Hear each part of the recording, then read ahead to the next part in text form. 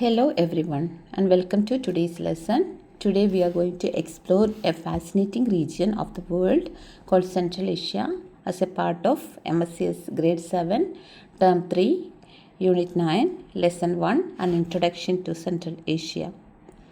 By the end of this lesson, you will be able to locate Central Asian countries on a map and explain how geography and climate influenced where people lived in this region. Before we begin, let's take a moment to warm up our thinking.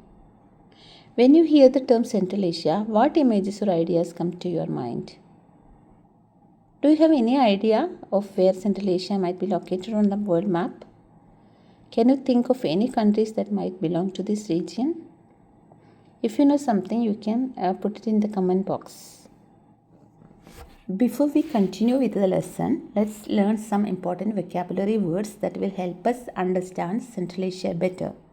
Listen carefully because these words will be used throughout the lesson. So the first word is biodiversity hotspot. A biodiversity hotspot is a region that has a large variety of plants and animal life. These areas are very important, but they are often threatened by human activities. The next word is nomadic. Nomadic describes people who move from place to place instead of living in one permanent home. Many early people in Central Asia lived nomadic lives, moving to find food and water. Earlier Bedouin people in the UAE desert, they also were nomadic. The next word is pyramidal peak. Pyramidal peak is a notable mountain peak. It is the highest point in the Turkestan range in Central Asia. Another important term is river basin. A river basin is an area of land where all the water drains into one main river and its smaller rivers. River basins were very important because people needed water to survive. The next word is semi-arid. Semi-arid describes a climate that receives very little rainfall. Central Asia has a semi-arid climate which made farming difficult in many areas. The final word is Turkic. Turkic refers to a group of language and cultures connected to the Turkic people of Central Asia. Many Central Asian traditions and languages come from Turkic culture. So these are the new words or vocabulary that we are going to discuss in this lesson. Now we are moving to expected learning outcome. So by the end of this lesson, you should be able to do two things. First, you should be able to locate the Central Asian countries on a world map. Second, you should be able to explain in one paragraph how climate and geography influenced settlements using at least two key vocabulary words you learned today. Let's dive into the lesson in deep. So as you see in the map, Central Asia is made up of 5 countries. These countries are Kazakhstan, Kyrgyzstan, Tajikistan, Turkmenistan and Uzbekistan. As you continue watching this lesson, try to remember these country names. You will soon be asked to locate them on a map. So listening carefully now will help you succeed in the activity. As you saw in the map, Central Asia is a region made up of 5 neighboring countries: Kazakhstan, Kyrgyzstan, Tajikistan, Turkmenistan and Uzbekistan. All these countries share the suffix stan. We can see that stan, which comes from the Persian language and means land of. So the meaning of stan is land of. Historically, the region was inhabited by nomadic horse-riding tribes and settled communities that later developed cities over there. Although the countries share cultural similarities, each has its own unique traditions and heritage. Next, settlement and trade in Central Asia. Central Asia has dry land and limited natural resources. Because of this, farming was difficult in many parts of the region. As a result, groups often competed for land and water, which sometimes led to conflict. Over time, trade became very important because it allowed people to exchange goods they could not grow or find themselves. This growth of trade helped major cities such as Astana, Bishkek, Dushanbe, Ashgabat, Bukhara, Samarkand, etc. to develop and grow. Now, environment and climate in Central Asia. Central Asia is located between three countries, China, Russia and India. China, Russia and India. The region includes deserts, mountains and wide steppe grasslands. So Central Asia has a semi-arid climate, which means it mostly dry with hot summers and cold winters. Because water was limited, most people chose to live near river banks and mountain foothills where water was more easily available.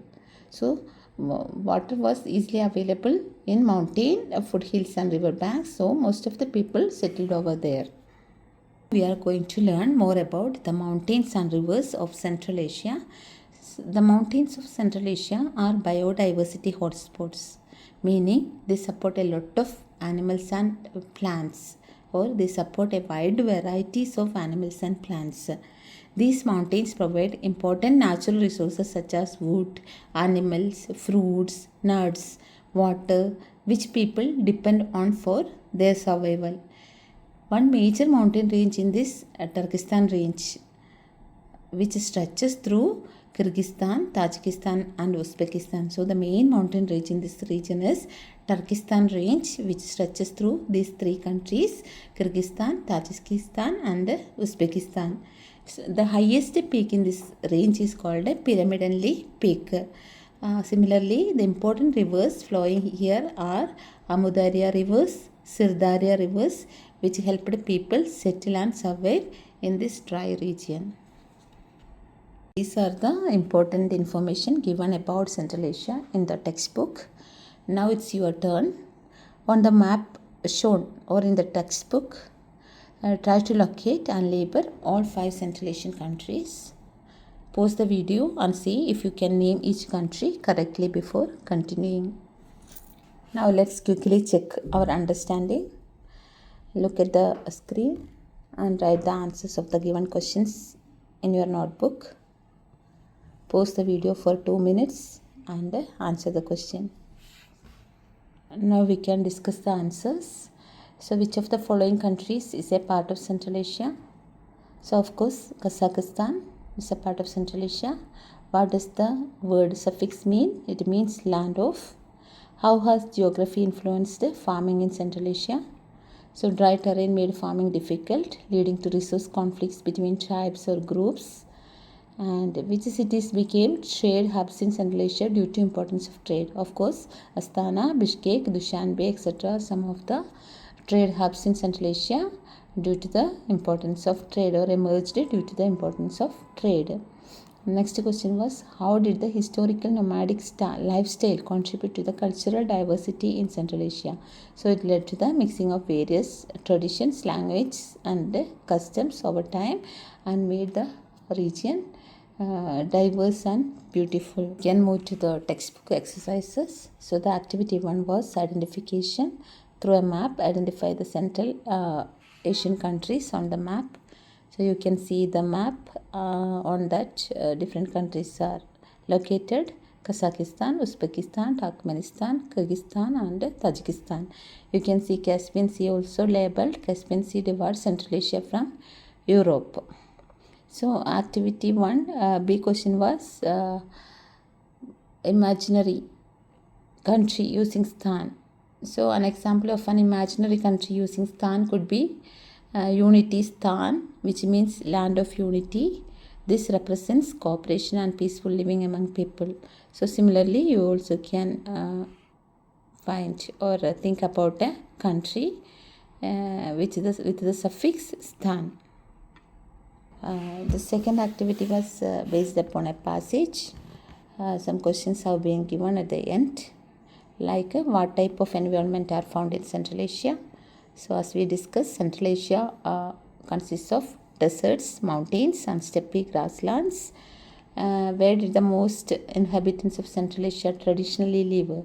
So along river banks and the foothills of mountains for the easy availability of water. Which countries can the Turkestan range be found in?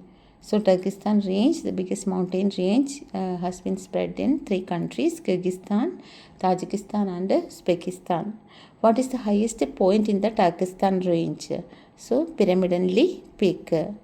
Pyramidal Peak is the highest mountain range in the Turkestan region. So which products are found in the mountainous areas of Central Asia? Wood, animals, water, fruits and nuts. So in this mountain region, our mountain ranges are dumped with many woods, animals, water, foods, nuts, etc. So how has climate impacted inhabitants? The dry climate and lack of water forced people to settle near rivers and mountains and encouraged trade between communities. So most of the people in this region are living near the rivers and mountains and encouraged trade between communities. The last activity was also based upon a passage based on the land areas of Central Asia. So one question has given, how can government provide a fair approach to resource sharing? So as we know, government can cooperate by sharing water resources, creating agreements and resolving disputes peacefully through diplomacy instead of conflict. And now, exit question.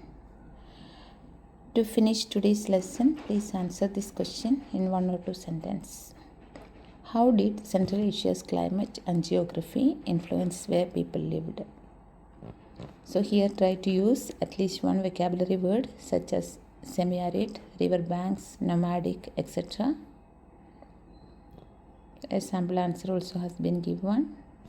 Like Central Asia's semi-arid climate and limited water supply caused people to settle near river banks and mountain foothills.